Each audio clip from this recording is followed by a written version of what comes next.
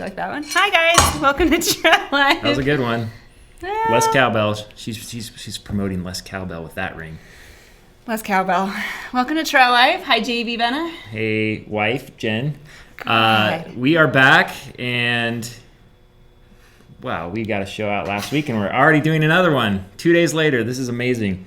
Anyway, this weekend was the Hurt 100 miler, and It was a lot of carnage out there. We just looked at the results, not necessarily the who won results, but there was 64 DNFs and only 60 finishers. That's less than a 50% finish rate. There was some serious carnage out there.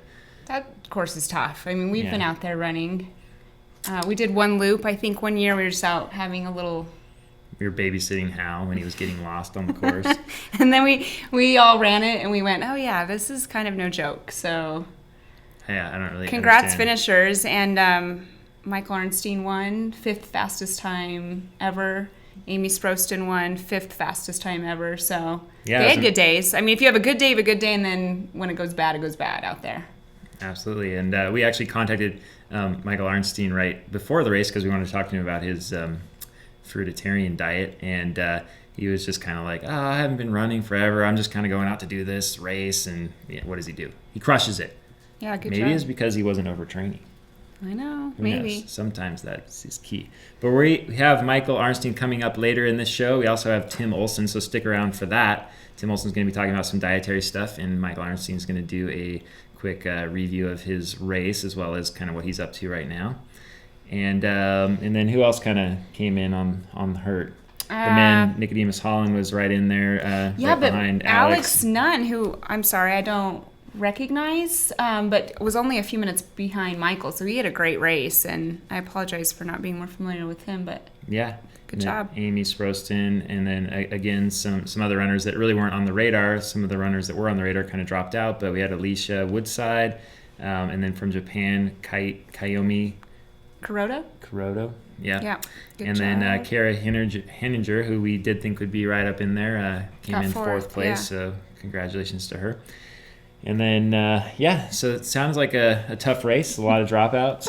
Jen thinks that this is going very well. It's going so good today. All right, I think we're done with Hurt. All right, Hurt's done. So now Next moving year, on. Hurt. What else happened? Well, we just heard that two local truckie guys had just passed through the Tahoe area on their attempt to be the first people to Ever. do the entire Pacific Crest Trail, 2,600 miles in the middle of winter. So they are skiing and snowshoeing and hiking. Yeah, however, I think it's hiking. been... Well, and they started north to south. So it's Shawn Forry and Justin Lichter from Truckee, and they started in, like, October. Yeah, and they've just done got 1,500 here. miles. They just got here. Snowpack here in Tahoe is pretty low, so I don't know if that necessarily makes it easier or harder because it seems like there'd be more obstacles and things to go around, but... I think the High Sierra is probably going to be a benefit to have not quite as much snow because it's so high and rugged out there. So that'll be good to see. We're gonna send Trail Derek. Maybe out there, Trail Derek can go see if he can track these guys down with some snowshoes or the like. But speaking of Trail Derek, JB, Derek, and I ran this weekend in what seemed to be June temperatures. Like it was 65 yesterday. degrees. We were sweating.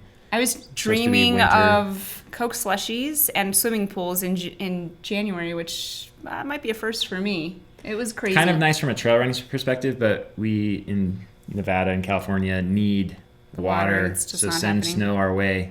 This is the 4th bad year in a row for winters, and the reservoirs can't really handle it anymore.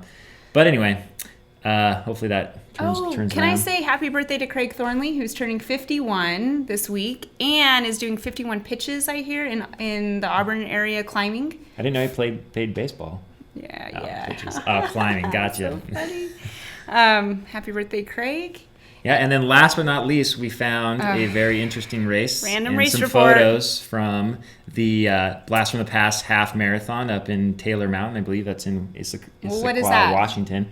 So the idea is that you dress up in your 70s and 80s running attires you can see from these awesome photos, and you go out there and tear it up on a half marathon. So I like costume running every now and again. I'm liking this. This is a good future thing. I might join this one next year. Maybe you can wear that at Way Too Cool. Just like put on some short shorts. Yep, absolutely. That's the plan. So anyway, up next, we got Micheal Arnstein, and stick around later in the episode, and we have Tim Olson.